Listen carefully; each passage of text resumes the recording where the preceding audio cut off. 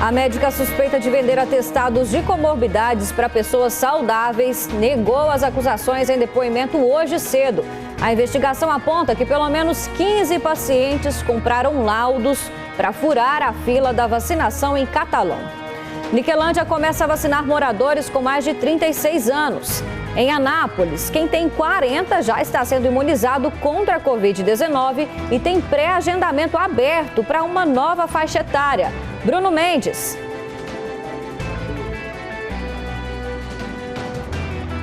Já está liberado o cadastro aqui em Anápolis para quem tem acima de 30 anos.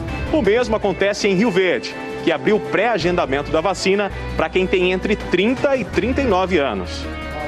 E Jataí está há 4 dias sem registrar mortes por Covid-19. No mês passado, a doença fez 55 vítimas na cidade. E os motoristas não têm 1 minuto de sossego. Vem aí um novo aumento no preço do combustível. E não para por aí não, viu? Tássia Fernandes. Aumento também no preço do gás de cozinha, o 6º deste ano. O último reajuste foi repassado para nós consumidores na semana passada e já tem mais um a caminho. Tá difícil. Essas e outras notícias você confere a partir de agora no Jornal Anhanguera.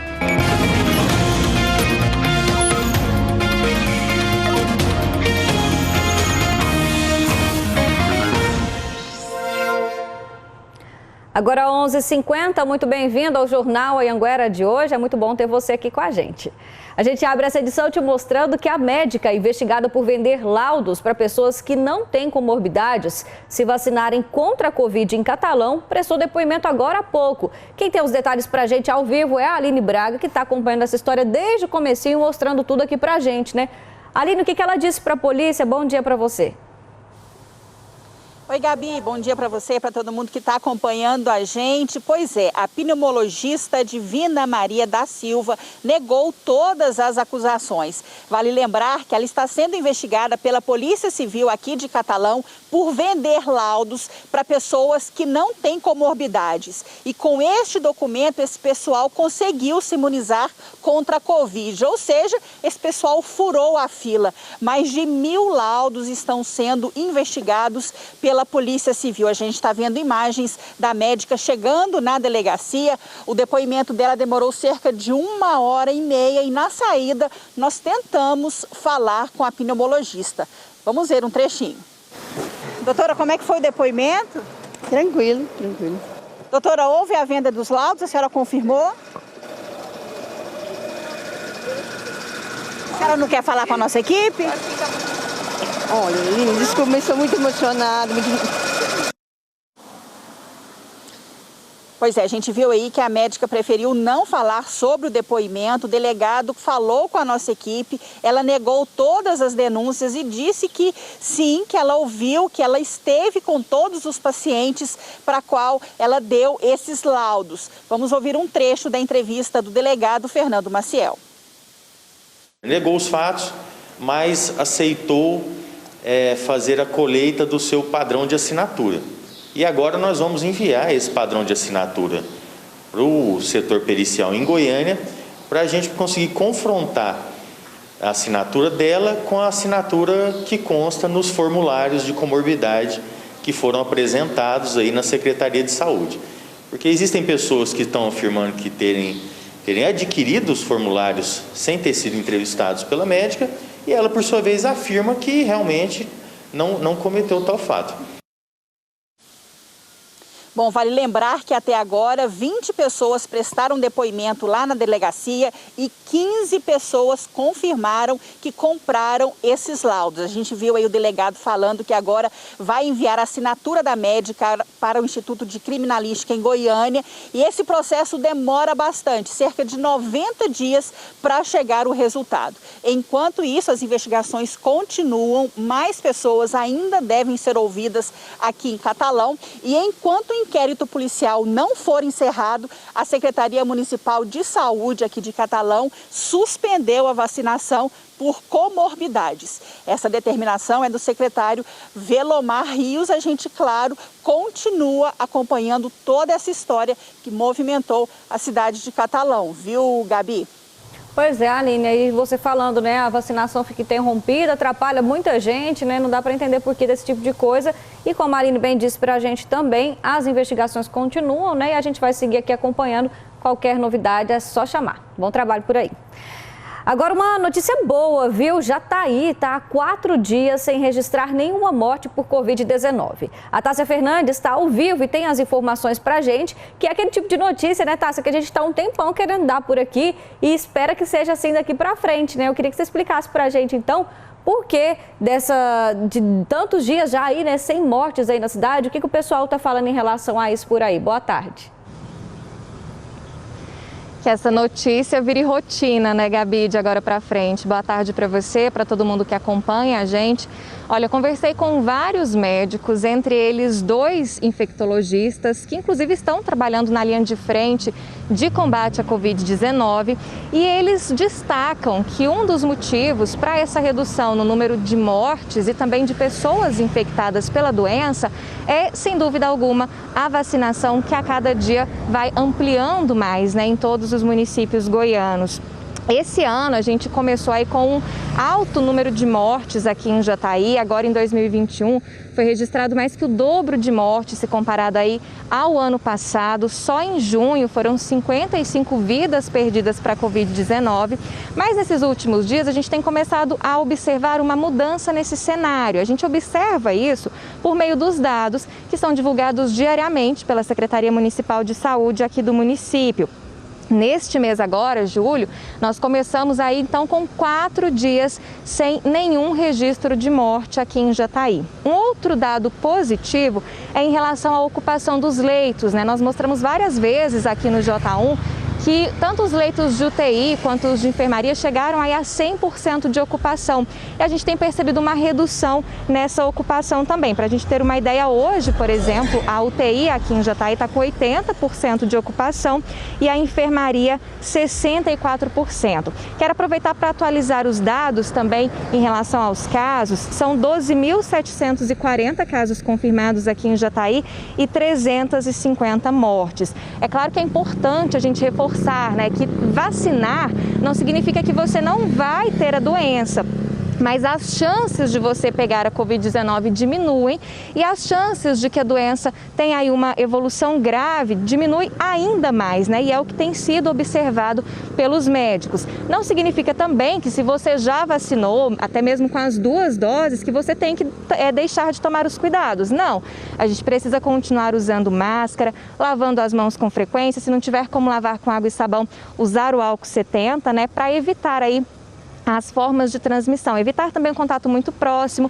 e as aglomerações. E claro, a nossa principal arma nessa luta, que é a vacinação. Aqui em Jataí, para a gente encerrar, 36 mil pessoas, mais de 36.800 pessoas já receberam a primeira dose da vacina e mais de 10.700 estão aí com a segunda dose também já garantida. Hoje tem vacinação só para quem fez agendamento, porque as doses acabaram e a gente, claro, fica na expectativa da chegada de mais doses para que a gente possa trazer mais vezes notícias como essas. Gabi. Bom demais, dá conta, gente. 4 dias, então, sem mortes e já tá aí. Muito obrigada pelas informações, viu, Tássia? E daqui a pouquinho a gente vai falar ainda de vacinação aqui no J1, viu? A gente sabe, né, o quanto é importante essa vacinação para que esse número de mortes continue caindo ainda mais. Continua preso o homem suspeito de tentar agarrar uma mulher à força dentro de um ônibus e foi em Formosa. A gente vai ao vivo, então, com o repórter Danilo Moreira, que tem as informações. Como é que foi essa história, hein? Conta pra gente. Boa tarde.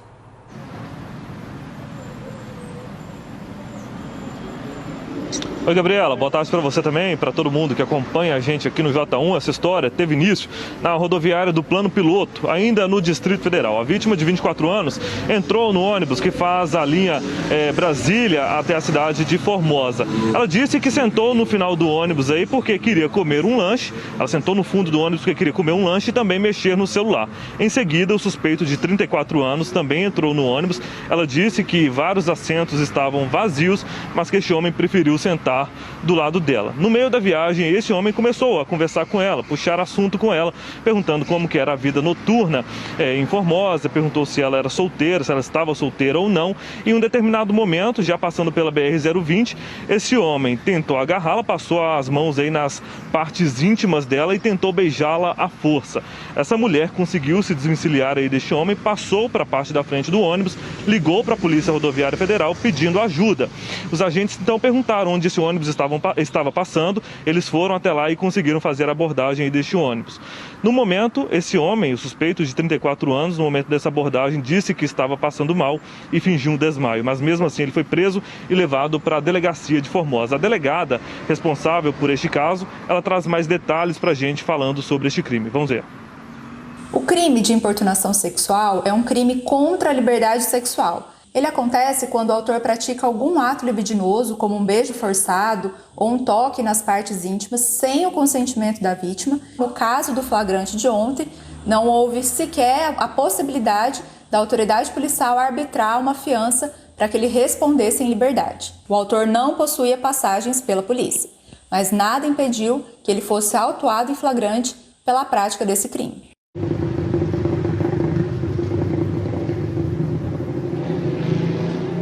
Esse homem ele foi levado para casa de prisão provisória e, se condenado, Gabriela, ele pode pegar até 5 anos de prisão, viu? Volto com você aí no estúdio. Tá certo, muito obrigada pelas informações, Danilo. Uma suposta fraude em licitações foi o alvo de uma operação do Ministério Público nessa manhã de hoje. A intenção é acabar com a organização criminosa que agia há mais de 7 anos, viu? A Ludmila Rodrigues acompanhou essa operação e traz mais detalhes para a gente então ao vivo. Boa tarde para você. Oi, Gabriela. Boa tarde para você e todos que acompanham aí no interior do estado, o Jornal Anhanguera, primeira edição.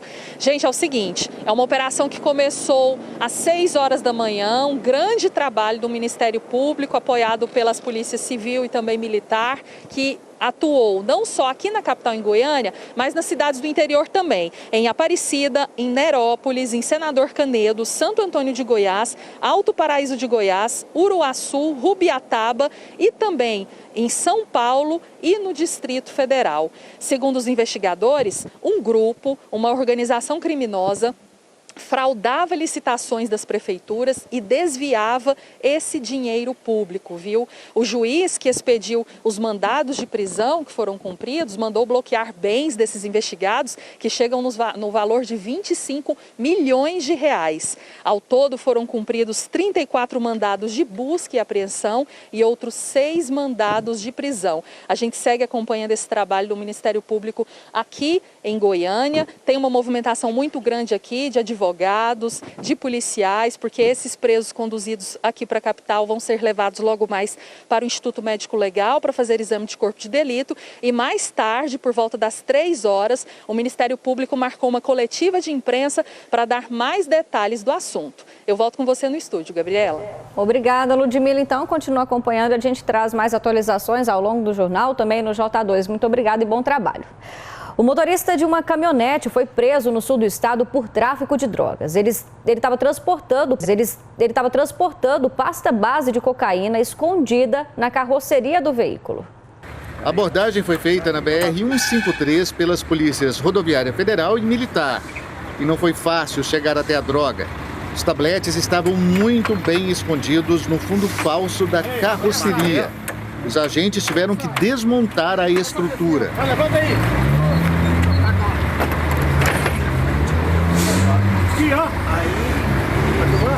Ao todo foram encontrados 36 pacotes de pasta base de cocaína. A droga foi apreendida e o motorista da caminhonete foi levado para a delegacia de Morrinhos. Ele confessou que pegou o entorpecente em Mato Grosso e que ia levar para Minas Gerais. Pois é, o motorista preso vai responder por tráfico de drogas e ele já tem passagens na polícia pelo mesmo tipo de crime. Foram presos em Anápolis 2 suspeitos de roubar e também matar o secretário de Cultura de Campo Limpo de Goiás. Segundo a polícia, eles teriam marcado um encontro para atrair a vítima para uma emboscada. Wagner Braz de Matos tinha 46 anos e era secretário de Cultura de Campo Limpo de Goiás. Na madrugada desta segunda-feira, o corpo dele foi encontrado às margens de uma estrada de terra em Anápolis. O carro do secretário foi abandonado próximo ao local, numa área de galpões e terrenos baldios. Após buscas na região, 2 jovens foram presos por uma equipe da CPE. Segundo o delegado, os suspeitos têm 18 e 19 anos e teriam planejado roubar a vítima.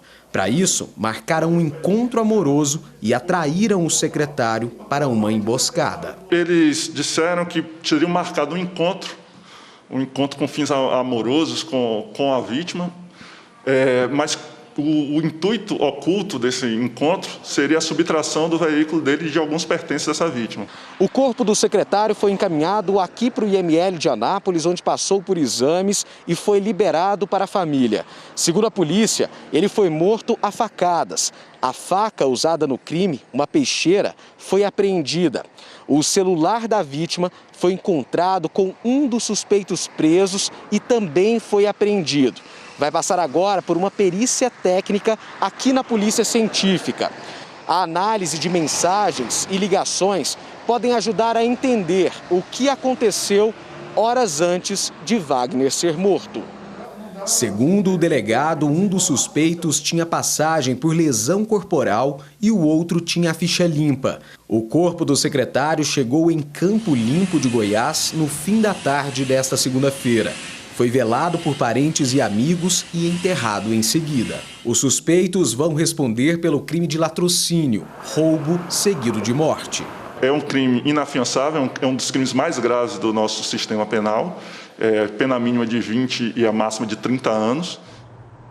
Os 2 suspeitos foram levados para o presídio municipal de Anápolis e a defesa da dupla informou que não vai se pronunciar até que tome conhecimento de todo o conteúdo do inquérito.